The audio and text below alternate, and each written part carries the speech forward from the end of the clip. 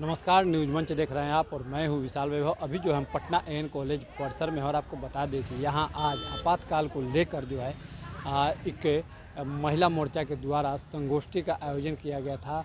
Mock parliament का जो है आयोजन किया गया था, जिसमें बीजेपी के प्रदेश अध्यक्ष डॉक्टर दिलीप जायसवाल और राज्यसभा सांसद डॉक्टर धर्मशिला गुप्ता, जो कि बीजेपी की अभी प्रदेश उपाध्यक्ष बनाई गई हैं, वो मौजूद थी। इसी दौरान जो है मोतिहारी से जो है वो बीजेपी नेत्री सुब्रा त्रिपाठी वो मौजूद थी। और देखिए यहाँ बोर्ड भी लगाए गए हैं आपातकाल को जो कि याद दिलाते हुए।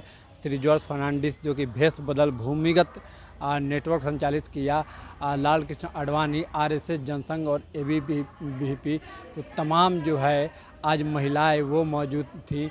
और इस दौरान जो है महिला मोर्चा की सभी सदस्य जो है इस आपातकाल की जो है बैठक में मौजूद थे। इसी दौरान जो है मोतिहारी से जो है बीजेपी नेत्री सुब्रा त्रिपाठी आज इस कार्यक्रम में पहुंची और तमाम महिलाएं जो है वो मौजूद रहीं। तो कहीं ना कहीं आपातकाल को लेकर एक चर्चा भी जो है किया गया। तो क्या कुछ पूरा दृश्य रहा है कार्यक्रम का, आपको छोड़ जाते हैं सभी दृश्य और प्रतिक्रियाओं के साथ। बने रहिए न्यूज़ मंच के साथ।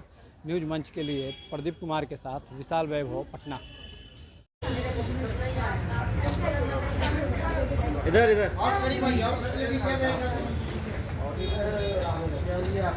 एक वीडियोस बना दीजिए प्लीज, ऐसे राउंड वीडियो बना दे। बना रहा है। हाँ, वो वाला भी वहाँ खाली है, कोई लेके खड़ी हो जाइए ना, उधर वाला तो खाली उठाइए ना, खोल लीजिए खोल लीजिए उसको। हाँ, आप दिखाइए ना, आप दिखाइए ये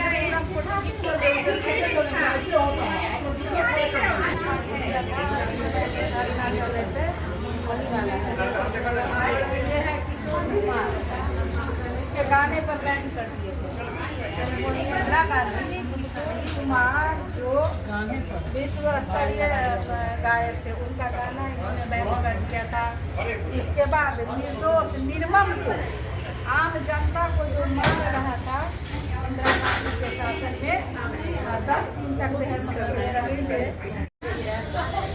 एक बोर्ड काफी वोट नहीं आ रहा है। पीछे से देखिए वोट नहीं आ रहा है। पीछे से देखिए, आप ही लोग थोड़ा फैलिए ना। आप ही लोग थोड़ा फैल जाइए ना। आप भी पीछे, आप भी पीछे।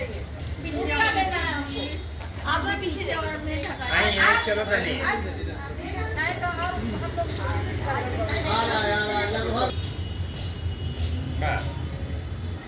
एक मिनट, वो सब भी है, रुकिए हम ऊपर आए हैं तो चलिए हाँ, महिला एक स्टेप पर तो खड़े हो जाओ, खड़े हो जाओ हाँ, खड़े हो जाइए, जल्दी की तरफ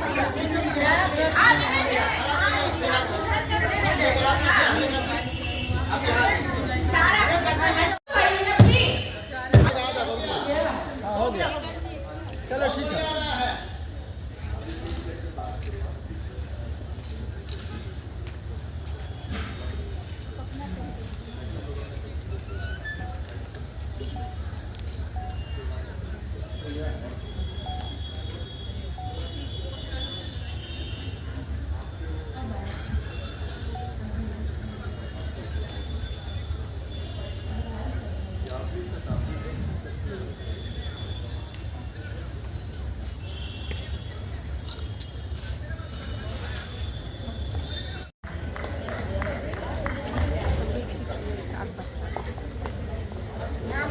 दूसरा नाम क्या है?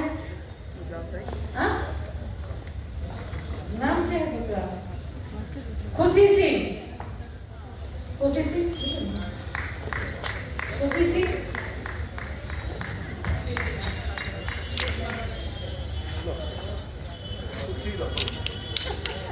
ताली भी डाल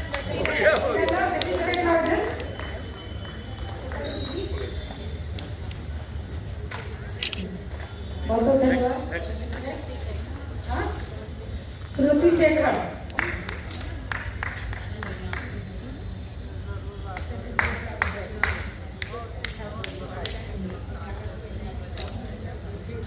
अंजुला कुमारी, अंजुला कुमारी,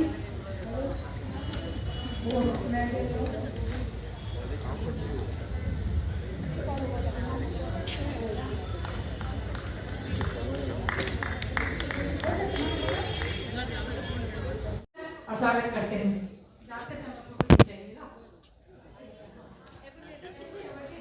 सदन की कार्रवाई से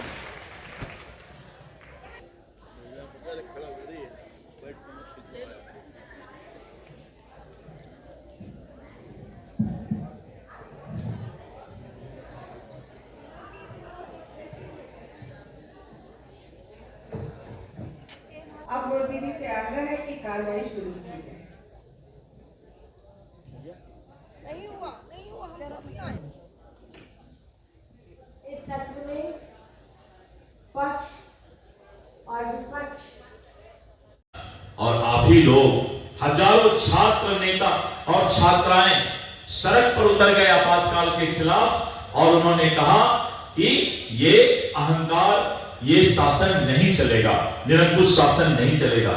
प्रेस जो डर से चुप था, कुछ अखबार जो the Indian Express and Statesman ने साहस दिखाया, दो अखबार ने साहस दिखाया था, the Indian Express and the Statesman, इन लोगों ने साहस दिखाया और न्यायपालिका के कुछ न्यायाधीश ने भी संविधान की रक्षा की कोशिश की थी। और मैं इसलिए इतनी बातें बता रहा हूं कि आज बहुत ज्यादा लोग समाजवाद की बात करते हैं, लोकतंत्र की बात करते हैं और उनके ही खानदान के लोग, राहुल गांधी जैसे लोग संविधान की किताब लेके घूमते हैं। वो भूल जाते हैं कि उन्हीं के वंशज ने इस देश के अंदर आपातकाल का नंगा नाच किया था, लोगों के ऊपर अन्याय किया था। और मैं बताना चाहूंगा कि बात करने का काम किया गया जब देश के नेताओं ने उबलकर इसका विरोध किया, तब जाकर के वो मामला रुका। और जब कांग्रेसियों का किसी का मृत्यु होता है तो 20 से 50 एकड़ जमीन में स्मारक दिल्ली में बनाया जाता है, लेकिन बाबा भीमराव अंबेडकर का स्मारक आजादी से लेके 75 साल 70 साल तक नहीं बना। जब नरेंद्र मोदी जी की सरकार बनी तब बाबा भीमराव अंबेडकर के स्मारक को दिल्ली में 2016 में बनाने का काम किया गया। सिर्फ संविधान की बात करने से नहीं होगा, लोकतंत्र की रक्षा तभी होगी जब इस काला अध्याय को भी हम लोग जानेंगे, क्योंकि आज के युवा को यह काला अध्याय पता नहीं है। गूगल पर आपातकाल में क्या घटनाएं घटी थी, इसको जरूर बच्चों को देखना चाहिए। मित्रों, ये तो था लोकतंत्र के काला अध्याय की चर्चा, जिसका कि 50 वर्ष पूरा होने वाला है। मैं दो बात और बताना चाहूंगा। आजकल बहुत नेता लोग जो है रोजगार की बात कर रहे हैं कि रोजगार होना चाहिए, और उसके जवाब में कोई दूसरा नेता एक बात नहीं बोल पा रहा है। मैं आज आपसे शेयर कर रहा हूं। मैंने इसके बाहर कहीं कोई बात इस पर नहीं चर्चा की, लेकिन मुझे लग रहा है कि यहां पर जीनियस लोग बैठे हुए हैं, भारत का भविष्य बैठा हुआ है, उसे मैं बताता हूं। किसी भी सोसाइटी का या देश का रोजगार या देश तभी विकसित हो सकता है जब उसका इंफ्रास्ट्रक्चर डेवलप्ड हो। आप एक बात बताएं, हमारे यहां अगर रोड नहीं होगा तो हम कभी विकसित हो सकते हैं क्या? हमारे यहां बिजली अगर नहीं होगा गांव-गांव तो हम विकसित हो सकते हैं क्या? पढ़ने के लिए स्कूल नहीं होगा तो हम विकसित हो सकते हैं क्या? इलाज के लिए अस्पताल नहीं होगा तो हम विकसित हो सकते हैं क्या? सिंचाई के लिए जल नहीं होगा तो हम विकसित हो सकते हैं क्या? इन कांग्रेसियों ने और ये इंडी गठबंधन के लोगों ने जो 70 साल तक इस देश पर राज किया, 65 साल तक देश पर राज किया, इन लोगों ने पहले ये नहीं सोचा कि देश में इंफ्रास्ट्रक्चर डेवलप करना जरूरी है, और जब इंफ्रास्ट्रक्चर डेवलप होगा तभी इंडस्ट्री आएगा, तभी सुरक्षा होगा और तभी लोगों को रोजगार मिल पाएगा। कम्युनिकेशन होना चाहिए कि नहीं? आज आप यहां से पूर्णिया जाते हैं, सिवान जाते हैं, आप यहां से बेतिया जाते हैं, आप यहां से गया जाते हैं, मुजफ्फरपुर जाते हैं, भागलपुर जाते हैं। आप खुद सोचिए, आप अपने पापा से पूछिएगा, कि आज से 10 साल 15 साल पहले उस जगह जाने में कितनी दिक्कत थी और आज कैसा व्यवस्था है। इसमें से कितने लोग हैं जिनको कि ये पता है, हाथ उठाइएगा, कि आज से 15-20 साल पहले जब हम अपने गांव जाते थे तो कितना दिक्कत होता था। किनको पता है, हाथ उठाइए। आप मत उठाइए, आप लोग, ये बच्चों से मैं पूछता हूं कि 15-20 साल पहले अगर आपका घर किसी का गांव में है तो उस गांव में जाने में कितना दिक्कत होता था। क्या आपने अपने मम्मी पापा से ये बात सुना है क्या? कोई हाथ उठाइए अगर आपने सुना है। देखिए एक बच्ची ने हिम्मत किया। अच्छा उधर भी मुझे याद है मधेपुरा, सहरसा, सुपौल, खगड़िया, पूर्णिया, अररिया, किशनगंज, कटिहार, भागलपुर, मुंगेर, बांका, लखीसराय, शेखपुरा, जमुई, गया, छपरा, गोपालगंज, सिवान, बेतिया, चंपारण, मोतिहारी, कहीं भी जाने के लिए गांव में सोचना पड़ता था और जाने के बाद 2 दिन आराम करना पड़ता था कि भाई शरीर टूट गया, रोड तो बहुत खराब था। मैं गडकरी जी को धन्यवाद देता हूं, इस देश के केंद्रीय मंत्री को, जिन्होंने पूरे देश के अंदर रोड का इंफ्रास्ट्रक्चर तैयार किया। आज 4 लेन 6 लेन, गंगा पर पुल ही पुल, ब्रिज ही ब्रिज दिखाई पड़ता। इस पटना में मैं आपको बताता हूं एक छुपी हुई बातें, शायद आपको पता नहीं होगा, जाकर कभी अपने घर में मम्मी पापा से पूछिएगा। इस पटना में एक कथा को समर्थन नहीं देते। आपातकाल कोई व्यक्तिगत निराशा के लिए गैर निर्णय नहीं था, बल्कि 1970 का दशक गंभीर राष्ट्रीय चुनौतियों से भरा था। 1971 का भारत पाक युद्ध, 1973 का तेल संकट और बिहार में गुजरात में व्यापक असंतोष, विरोध प्रदर्शन और हड़तालें देश को अस्थिर कर रही थी। इसे काल्पनिक बताना आतंरिक सुरक्षा के 80 खतरों की अनदेखी है। इंदिरा जी ने व्यवस्था बहाल करने के लिए एक कदम उठाया, किसी कल्पना के लिए नहीं। हम ऐसे देश नहीं हैं जो क्रांति के नाम पर अराजकता को मंजूरी दे। सत्तारूढ़ दल उन्हें एक तंत्रवादी ठहराता है, लेकिन यह भूल जाता है कि अंततः मंत्रिमंडल ने इस निर्णय की पुष्टि की। इंदिरा जी ने जनहित में कार्य किया। श्री एच.वी. कामत के उद्धरण को संदर्भ से बाहर प्रस्तुत करना भ्रामक है। उनकी चेतावनी एक सामान्य सावधानी थी, भविष्यवाणी नहीं। इंदिरा जी की तुलना हिटलर से करना हास्यास्पद है। वह एक तानाशाह नहीं थी, बल्कि लोकतंत्र की रक्षक थी, जिन्होंने एक देश को देखभाल एक मां के समान की। हमें उन्हें कलंकित नहीं बल्कि आभार व्यक्त करना चाहिए। यह कहना न्यायपालिका में गलत कार्य की पुष्टि थी, तथ्य का गलत चित्रण है। सुप्रीम कोर्ट ने सशस्त्र रोक दी और अंतिम निर्णय में सभी आरोपों को सही नहीं ठहराया गया। लोकतंत्र नष्ट नहीं हुआ, उसी संस्थागत प्रणाली से बहाल हुआ जिसे आलोचक कमजोर कहते हैं। प्रेस सेंसरशिप और गिरफ्तारी की बातें को बढ़ा चढ़ाकर पेश किया गया है। सरकार ने उस समय की कानूनी व्यवस्था के अंतर्गत कार्य किया। हाँ, उपाय कठोर थे, परंतु अभूतपूर्व नहीं। आर्थिक और सामाजिक सुधार भी आपातकाल के दौरान किए गए। यह कहना कि विरोध हमेशा के लिए कुचल दिया गया था, ये गलत है।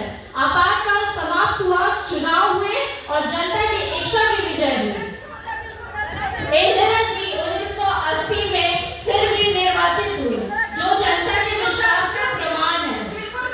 सत्तारूढ़ दल के भाषणों में नाटक किया तो है, लेकिन गहराई नहीं। आइए हम इन सत्रीकृत तर्कों और विकृत तुलनाओं की झांसे में ना पड़े। सच्चाई कहीं अधिक जटिल है जितना वे स्वीकार करते हैं।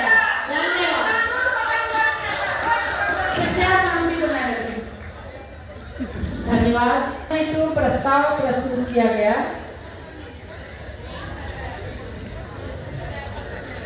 और सत्र का पहला विषय आपातकाल की घोषणा और उसके कृपया आप 1 मिनट के लिए बैठ जाएं। मैं बता रही थी आपातकाल की 50वीं वर्षगांठ पर चर्चा हेतु प्रस्ताव प्रस्तुत किया गया। जो सदस्य इस चर्चा के पक्ष में हैं वो कृपया हाँ कहें। एक बार हाँ कहें जोर से। जो सदस्य विरोध में हैं कृपया ना कहें।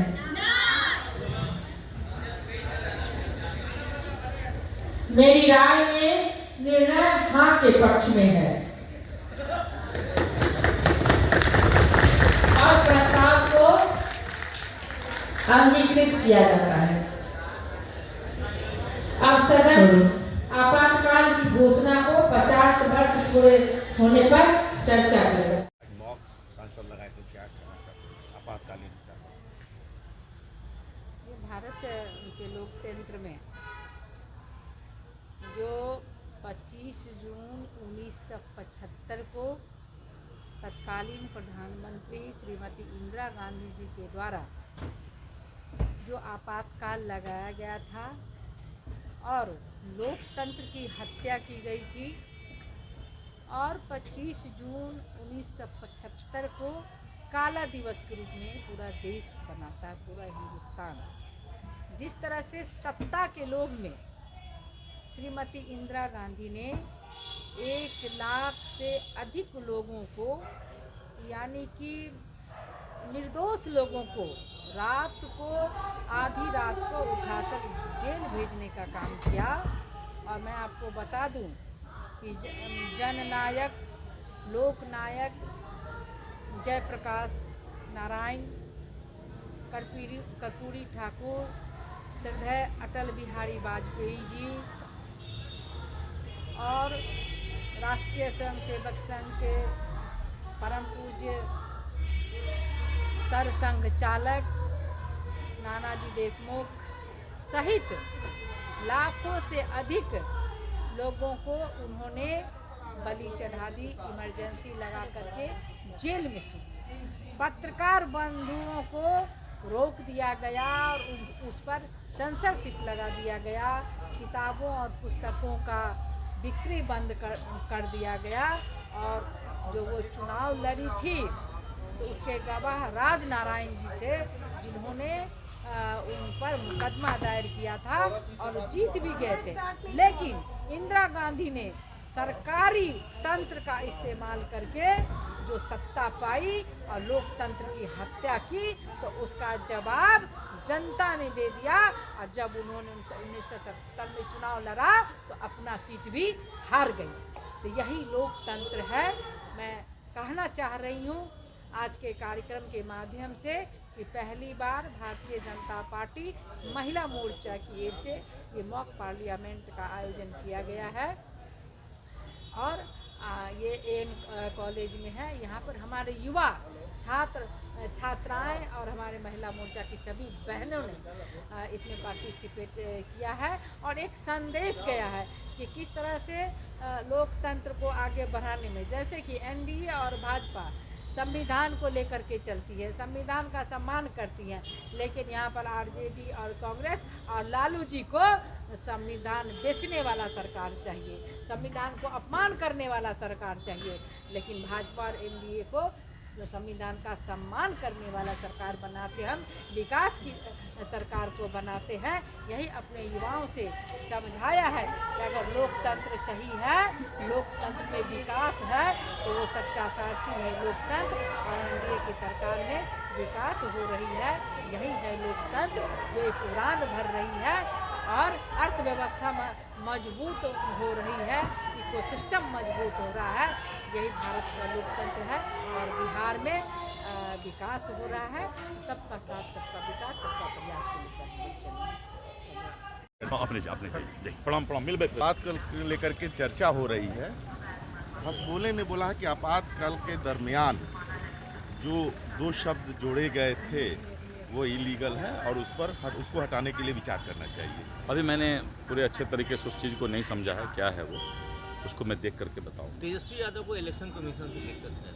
अब लगातार हमलावर मैं बता रहा हूँ, तेजस्वी यादव जी को, प्रतिपक्ष के नेता को मैं एक सुझाव देता हूँ कि इलेक्शन कमीशन ने जो फैसला लिया है अभी मतदाता पुनरीक्षण का, एक बार उसको अच्छे तरीके से पढ़ लें कि इलेक्शन कमीशन उसमें क्या क्या करना चाहती है।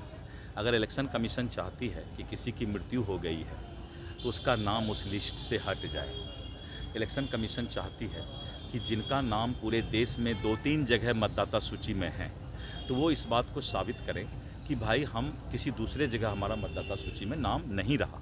तो 2003 का जो ये है कि बहुत लोगों का नाम पूरे देश में 2 जगह भी है, तो पारदर्शिता लाना चाहती है इलेक्शन कमीशन। तीसरा है कि एक परिवार के जितने भी सदस्य होंगे उसका एक ही बूथ पर जो है वोटिंग होगी। अभी क्या होता है, पिता का किसी बूथ पर नाम डाल दिया, बेटा का किसी बूथ पर दे दिया, तो बहुत सारे लोग पोलिंग करने नहीं जा पाते हैं। तो यानी एक परिवार को एक जगह क्लब करके, बंच बना करके एक साथ उनको जो है एक बूथ पर नाम दिया जाना है।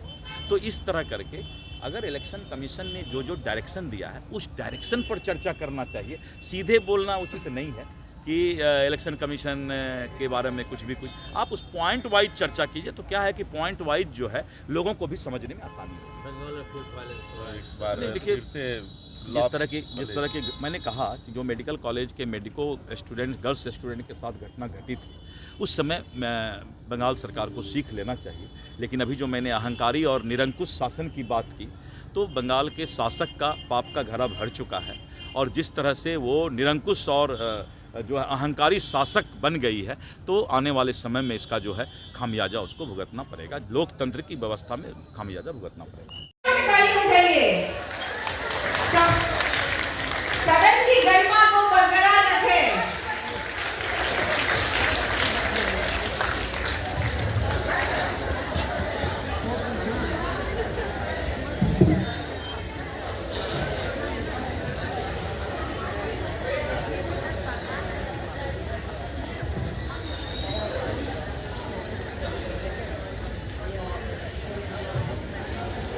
कृपया सदन की गरिमा को बनाए रखें। माननीय सांसदगण, यह सदन का विशेष सत्र 1975 में तत्कालीन प्रधानमंत्री यानी कि तत्कालीन सरकार द्वारा आपातकाल की घोषणा के 50वीं वर्षगांठ के उपलक्ष्य में बुलाया गया है। माननीय सदस्यों को चर्चा में भाग लेने और उस समय की घटनाओं को एवं आज के लोकतांत्रिक ढांचे में उनकी प्रासंगिकता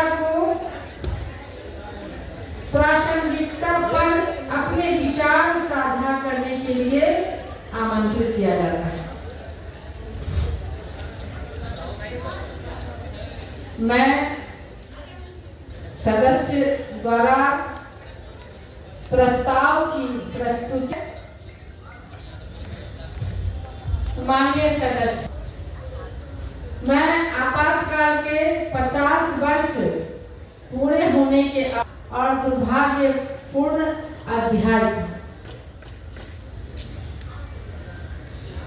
आपातकाल की 50वीं वर्षगांठ पर चर्चा हेतु प्रस्ताव प्रस्तुत किया गया। जो सदस्य इस चर्चा के पक्ष में हैं वे कृपया हाँ कहें। जो सदस्य इस चर्चा के पक्ष में हैं हाथ उठा करके हाँ कहें।